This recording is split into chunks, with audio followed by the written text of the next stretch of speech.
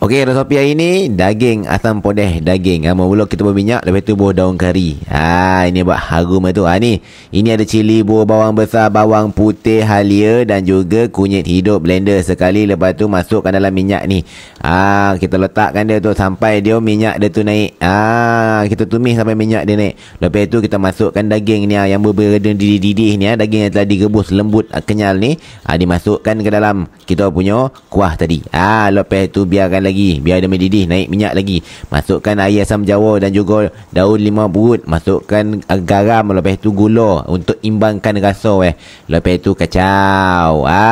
Senang yo nak buat asam pedih ni, nampak. Tengok dalam Facebook macam ni yo, kau jap masak betul tak? Lepas tu masukkan daun kesum dan bunga kantan. Bunga kantan tu kalau ada banyak lagi sedap tu. Bubuh semua. Masukkan, lepas tu kacau lagi sekali. Lepas tu tunggu dia mendidih. Lepas tu siap dimakan. Siap dimasak.